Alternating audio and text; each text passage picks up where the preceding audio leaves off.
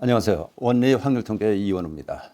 오늘 표본 평균들의 분포와 추정 관련해서 두 번째 시간이고요. 오늘은 이제 그 중요한 중심극한 정리라는 것을 설명하겠습니다. 매우 중요합니다. 그리고 베르노이 분포, 이항 분포, 표본 비율에 대한 분포 이런 것들을 설명하겠습니다. 이항 분포에 관련해서 베르노이 분포하고 표본 비율의 분포를 이해하는 것도 필요한 일이다. 지난 시간까지는 이제 표본이라는 것을 확률 변수로 표현을 하자라고 그랬고, 확률 변수로 표현된 표본 평균, 이것도 마찬가지로 확률 변수가 되기 때문에 어떤 분포를 하게 된다. 그래서 X바, 캐피탈 레터 X바에 대한 기대값하고 분산 값을 구해봤었죠. 그거 연결해서 조금 더 설명하고요. 계속 하도록 하겠습니다. 자, 지난 시간에 우리는 표본 평균에 대한 기대값은 모집단의 평균, X의 평균이죠. 미와 같다. 그랬고 분산은 어떻게 뭐라고 구했죠? n분의 시그마 제곱이 되는 것을 보여줬습니다. 그래서 이 정도는 그냥 무작정 여러분들이 그냥 외우고 있는 것보다는 그 이론적 배경을 이해하는 게 좋겠다 해서 이 문제 가지고 계속해서 이제 이야기를 하는데, 이 사실 표본 평균들의 평균은 모집단의 평균 뮤이고 표본 평균들의 분산은 n분의 시그마 제곱이 되는 것을 구체적인 예를 통해서 한번 보여드리고 넘어가도록 그렇게 하겠습니다. 모집단이 x예요. x가 갖는 값이 4, 8, 12, 20 4개야. 예? 조그만 모집단이죠. 숫자가 적힌 4개의 공으로 구성되어 있다고 하자. 이 모집단에서 공을 2번 꺼낸다. 복원이라는 이야기는 알죠. 한번 꺼내보고 다시 집어넣은 다음에 또 꺼내보는 게 복원이고, 계속해서 몇 개를 한꺼번에 뽑는 게 비복원이죠. 자, 복원. 우선 복원에 대해서 X1을 첫 번째 꺼낸 값, 4, 8, 12, 20 중에 첫 번째 꺼낸 값, X2를 두 번째 꺼낸 값이라고 하자. 표본의 크기가 둘이에요. 그렇죠? n이 2야. 그래서 X1, X2. 이게 표본이야. 표본 크기 2의 표본을 얻었을 때 X반은 당연히 두 개 더해서 2로 나눈 거야. 자, 이거에 대해서 알아보자는 거예요. X1과 X2가 갖는 값들이 4, 8, 12, 20이고 X2도 4, 8, 12, 20이야. 그러면 표본의 구성은 이렇게 될 거야. 4, 8, 4, 4, 4, 8, 4, 12, 4, 20 마지막에 24, 28, 20, 12, 20, 20. 그렇죠? 복원이기 때문에 이렇게 돼요. 그러니까 몇 가지? 16가지의 표본들이 가능하겠다라는 생각을 할 수 있어요. 우리가 실제로 한번 뽑아보면 X1은 3이고 X2는 뭐 4라고 그럴까요? 3, 4를 뽑았어. 실제로 해봤더니 미안합니다. 3, 4는 없고 4, 8 이것도 표본이에요. X1, X2 이것도 표본이라고.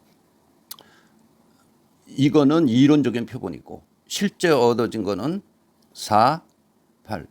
실제로 구해보니까 이렇더라 이거야. 이거 한 번만 하는 거야. 그런데 가능한 거는, 가능한 표본의 구성은 이렇게 여기 있는 16개가 가능하다라는 그런 이야기죠. 따라서 표본 구성에 따라서 여기 16개에 대한 표본 평균들, 뭐 4, 4일 때는 4고 4, 8일 때는 6이고, 그래서 이렇게 표본 평균 값들이 16개의 표본 평균들이 이렇게 가능하다는 이야기죠. 그렇죠? 그러면 X바, 표본 평균들 값을 확률 변수라고 뒀을 때, 표시할 때 X바가 갖는 값은 뭐야? 4 아니면 6 아니면 8 아니면 10, 12, 14, 16, 20. X바가 갖는 값들은 이렇게 여러 개가 나오죠. 그런데 4는 한 번, 6은 여기 6 두 개, 두 번, 8은 세 개, 도수, 10은 두 번, 두 개, 12 세 개, 14 두 개, 16 역시 두 개, 20 한 번. 그래서 그거를 정리해서 여기다가 이렇게 표시를 해놨어요. 그러면 확률은 4일 확률은 전부 다가 16이니까 16분의 1이야.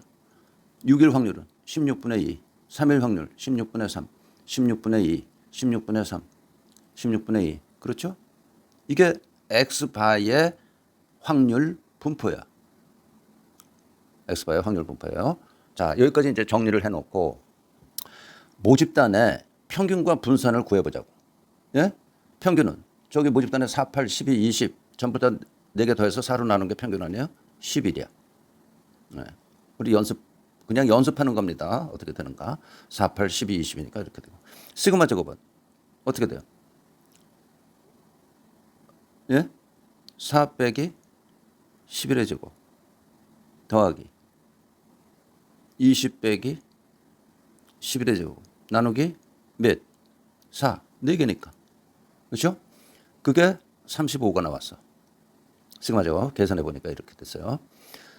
자, 이제는 이식. 우리는 이렇게 되는가를 확인하고 싶은 거예요. 지금 확인하기 위한 연습 문제입니다. X바의 분포를 알죠? X바의 분포는 이거야. 4일 확률은 16분의 1, 6일 확률은 16분의 2, 20일 확률은 16분의 1. 이게 X바의 확률 분포예요. 예, 그러니까 X바에 대한 기대값, X바에 대한 기대값은 4 곱하기 그의 확률 16분의 1. 16은 분모로 해놨습니다. 그 다음에 6 곱하기 16분의 2. 16 곱하기 16분의 2. 이거 더하기 20 곱하기 16분의 1. 그래서 좀 간단하게 여기 표시를 해놓은 거고요. 아시겠죠? 11이 됩니다. 그러니까 맞다. 아, 맞구나. 라는 걸 알 수 있다는 이야기. 그 다음에 분산은 어떻게 구하겠습니까? 예? 4 빼기 11의 제곱 16분의 1 더하기 그죠?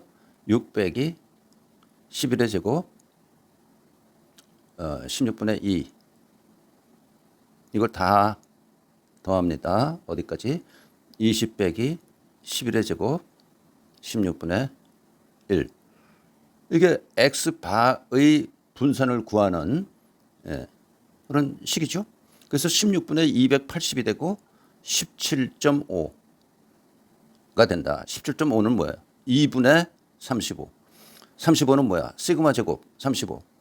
2는 표본 크기. n분의 시그마 제곱이니까 17.5가 계산돼서 나온다. 여기 시그마 제곱. 이 식에 의해서 그냥 단순히 식에 의해서 집어넣은 거고 이거는 우리가 진짜 구해본 거고요. 됐습니까? 자, 그런데 이제 저건 확인이 됐고 표본 크기를 3, 4, 5로 계속 크게 하면 이게 3까지는 여기서 뭐 4, 5도 가능은 하지만 표를 그리는 게요. 굉장히 복잡해집니다. 예? 혼자 한번 해볼 사람은 표본 크기 3일 때 한번 해보세요. X1, X2, X3 해가지고. 예? 근데 표본 크기를 크게 하면 크게 할수록 표본 평균 X바의 분포의 평균은 항상 뮤이고 그리고 표본 크기가 상당히 크다면 정규 분포 같은 모양을 따르게 된다. 이건 이제 조금 이따 여러분들에게 더 구체적으로 설명을 할 부분입니다. 아무튼 이 식이 헛되거나 이상한 식이 아니다. 당연하죠. 당연한 얘기니까. 이 예를 들어서 확인을 해봤습니다. 자, 표본 평균들이 분포한다. 굉장히 중요한 이야기예요. 지난 시간에도 잠깐 이야기를 했지만 모집단이 있어. 그래서 표본을 이렇게도 얻을 수 있고 이렇게도 얻을 수 있고 조금 아까 봤지만 이렇게도 얻을 수 있고 뭐 굉장히 많아요. 예? 그러면 표본 평균 값이 그때마다 하나씩 있을 거 아니야. 그렇죠? 여기 X1 봐. 여기 X2 봐. 이렇게 실제로 표본들을 얻어서 관찰 값을 구해보면 표본 평균 값들이 쭉 많이 나올 거라고. 예? 나올 거예요. 그 표본 평균 값들이 여러 가지가 나올 수 있어요. 물론 같은 표본 평균 값이 얻어질 수도 있어. 그러나 여러 값을 가질 수 있기 때문에 표본 평균들이 분포한다는 이야기를 우리가 할 수 있다는 이야기야.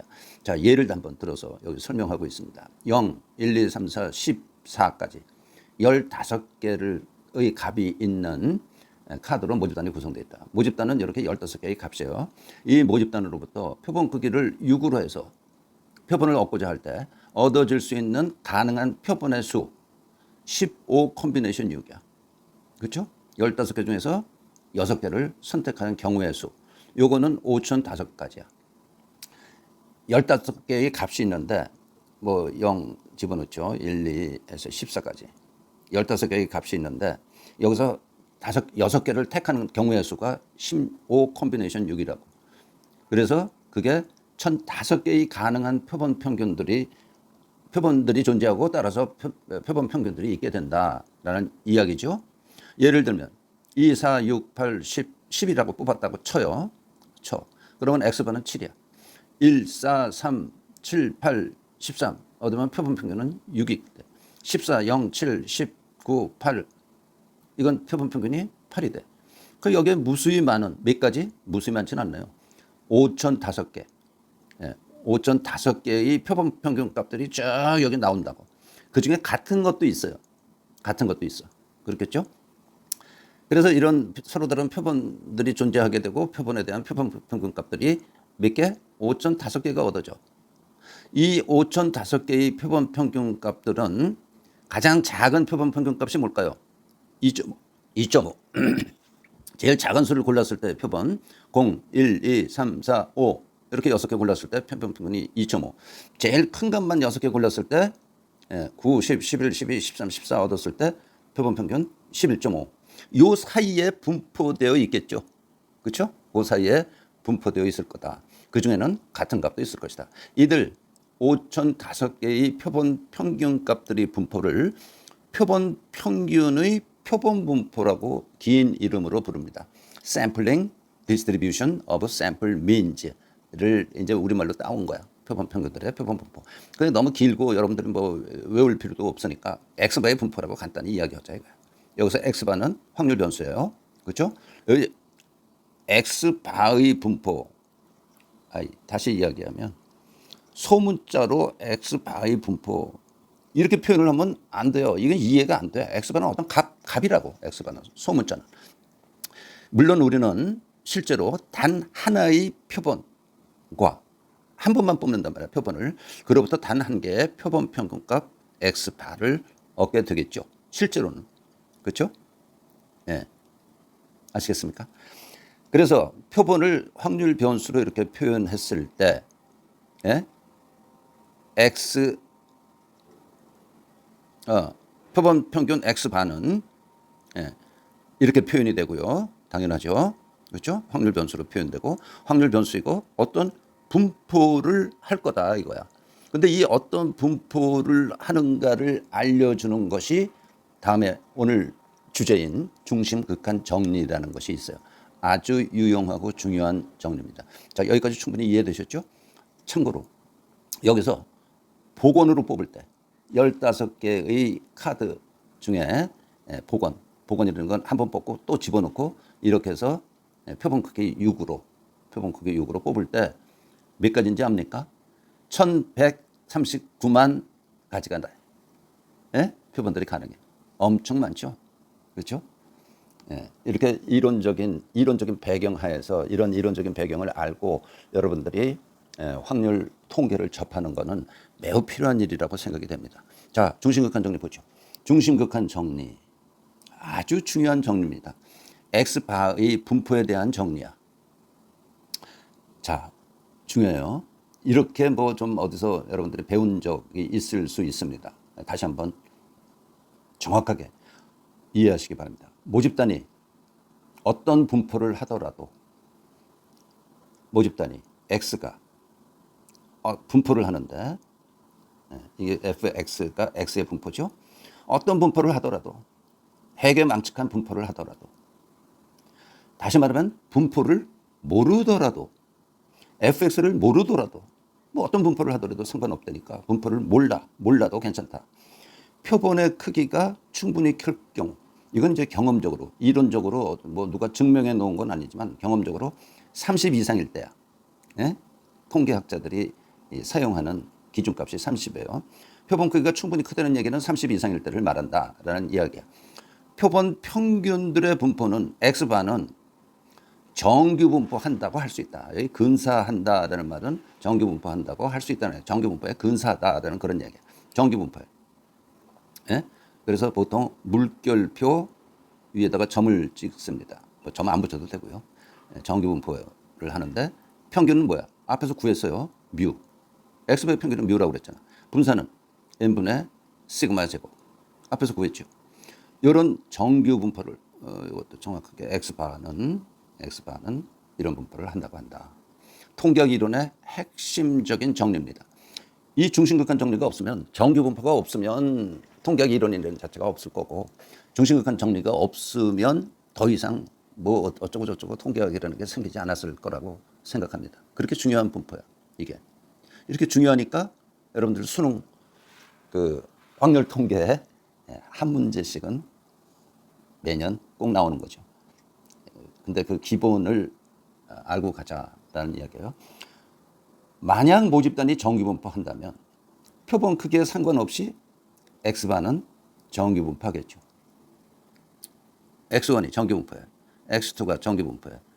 표본이에요. XN도 정규분포예요. N. 이게 표본이죠. 표본 평균이고. 그러면 X1도 정규분포? 모집단이 X가 정규분포 한다면 이것들 정규분포 하는 거를 합하면 정규분포 한다 이거야. 이걸 곱하거나 뭐 나누면 안 되지만 제곱을 하거나 그러면 안 되지만 그 자체를 정규분포하는 것들을 그냥 더하면 그냥 빼면 그거는 성격이 흐트러지지가 않아서 정규분포한다. 표본 크기에 상관없이. 그렇겠죠. 그러면 모집단이 조금 추가적으로 모집단이 정규분포를 한 거는 아니지만 정규분포에 근사하면 표본 크기가 좀 작아도 X반은 정규분포한다고 할 수 있다. 말이 되죠? 네, 여기 특별히 멘트는 달지 않겠지만 맞아요. 네, 그럴 거라고. 조금 이따 한번 또 보겠습니다. 어느 모집단은 평균이 0이고 표준 편차 2의 분포를 한다고 한다. 이 모집단으로부터 표본 크기 36으로 표본을 얻었을 경우 P 확률 9.5와 10.5 사이에 있을 X바가 확률을 구하라. 그러면 어떻게 하겠어요? 예? X바도 정규분포에 X바가 정규분포에 그러니까 X바를 표준화시켜. 표본 크기 36이니까 30보다 크고요. 빼기 X바의 평균 빼기 10 나누기 루트 n분의 2 루트 36분의 2 이게 표준화한 거죠. 뭐를? X바를 표준화한 거야. 루트 36분의 2 그러면 전에도 뭐 정규분포 할 때 확률 면적 뭐 표준 정규분포표 활용할 때 우리가 봤지만 여기에 이렇게 딱 만들어 놓으면 왼쪽 오른쪽 똑같은 짓을 해야죠. 똑같이 했어. 그래서 Z가 마이너스 1.5에서 1.5 사이이다. 그러면 정규분포 표에서 표준화 정규분포 표에서 여기서 1.5 0 0 4.332 그래서 양쪽이니까 8664 그렇게 구하는 거고 이제는 표본 크기를 64로 표본을 얻어보자. 그러면 앞에서와 뭐 달라진 거는 n만 달라진 거예요. 그래서 표준화 시켰고 루트 64분의 2가 들어갔고요. 예. 계산하면 G는 마이너스 2.0에서 2.0 사이에 들어갈 확률. 그래서 2.0은 여기죠. 예. 4772 두 배 한 게 9544 이렇게 된다고. 요것보다 요게 어떻게 됐어요? 커졌죠? 그렇죠?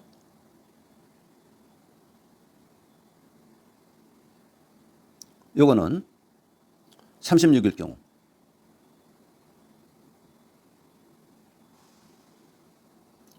36일 경우 보다 64일 경우 이건 좀 찍지 말죠. 64일 경우 X바의 표준 편차에 해당되는 뭐야? 이 부분 영어를 자꾸 이야기하고 싶지 않아서 안 했는데요. X바의 표준 편차는 표준 오차라고 부릅니다. 예? 분산의 루트 씌운 게 표준 편차죠. 그래서 표준 X바라는 것에 이게 이제 통계량인데 나중에 나옵니다. 이거의 표준 편차는 우리가 표준 편차로 부르지 않고 표준 오차라고 그러는 거예요. 아무튼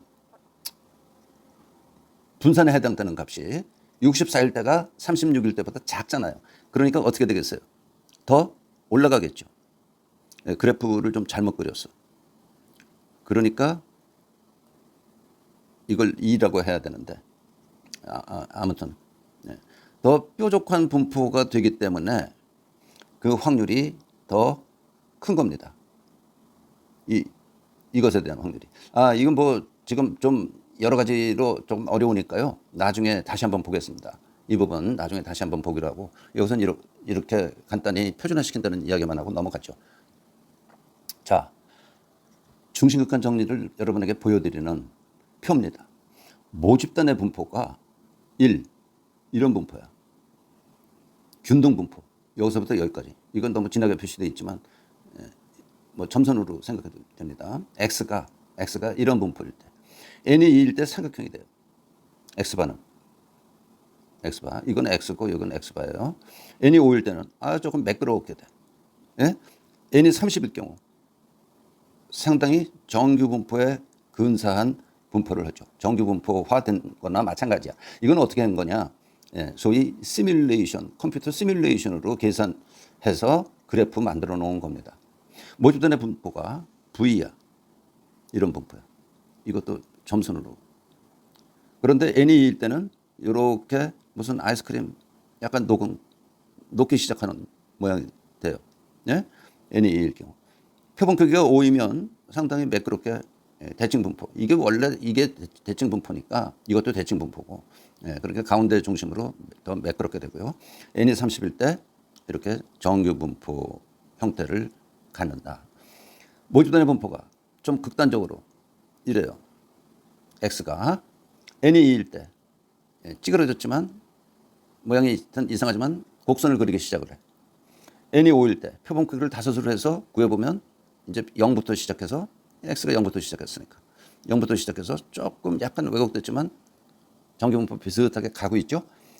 N이 30일 경우 정규 분포라고 해도 무방할 그런 분포가 된다.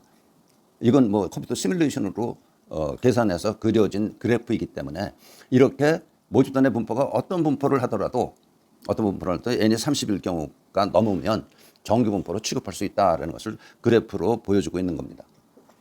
자, 오늘 이제 여러분들이 잘 모르는, 사실 모를 것 같은 표본 비율의 분포를 다뤄보려고 합니다. 표본 비율은 표본으로부터 비율 얻은 거, 불량률, 뭐 야구 하는 분들 룰이라도 아는 사람들은 타율이라는 거죠. 타율. 그것도 비율이고, 약을 먹었을 때 병이 얼마큼 낫느냐, 치유율, 네? 뭐 이런 부도율, 지지율, 남아 출산율, 뭐 등등 비율 이야기도 우리가 주변에 숱하게 많이 한단 말이에요. 그래서 비율도 중요한 통계 지표예요. 그런데 이거는 아마 공식적으로는 여러분들 고등학교 교재 수준에서는 다루지 않는 것 같아요. 그런데 우리는 살펴보자 이거야. 왜냐하면 다루지는 않지만 응용 문제로 나오는 경우를 봤기 때문에 이걸 응용하는데 이걸 알면 훨씬 수월해지니까. 표본 비율은 베르누이 분포하는 모집단으로부터 얻어진다. 베르누이 분포? 뭔가 두 가지 중에 하나만 나오는 거. 하나를 성공이라고 하고 하나를 실패라고 하자. 예? 그리고 X가 1일 확률은 P라고 하자. 예. 이런 게 있으면 이걸 베르누이 분포한다고 그래. X는 베르누이 분포한다. 두 가지 어떤 실험이나 시행 뭐 사건의 결과가 단 두 가지예요.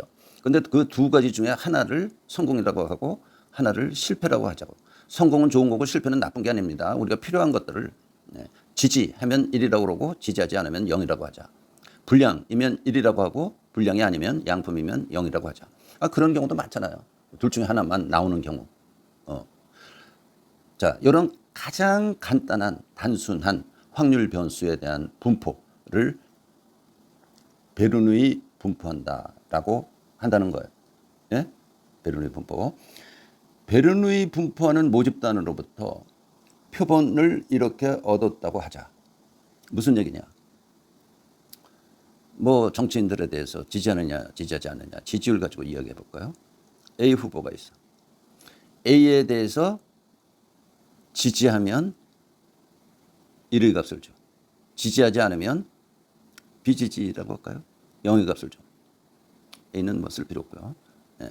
그러면 투표할 수 있는 사람들이 50만 명이야. 여기에. 50만 명, 50만 개의 X값이 존재하겠죠? 그렇죠? 지지하느냐, 지지하지 않느냐.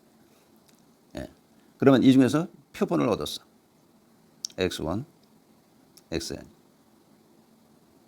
표본을 얻으려고 하는 거야. 얻으려고 해요. 그러면 X1은 지지 아니면 비지지. 값으로는 1 아니면 0 값을 가질 거야. X2는 마찬가지 1 아니면 0으로 뭐 코딩이 되겠죠. Xn은 1 아니면 0의 값을 가질 거야. 실제로 조사를 했어. 예? 100명에 조사했어.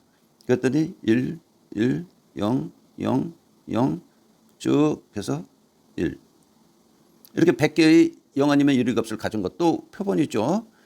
예. 요거를 컴퓨터에 입력하는 거예요. 그렇죠? 요 자료들을 컴퓨터에 입력해서 뭐 분석이라는 거를 아무튼 하게 되는 거라는 거예요. 그렇죠? 그런 이야기를 지금 하고 있는 겁니다.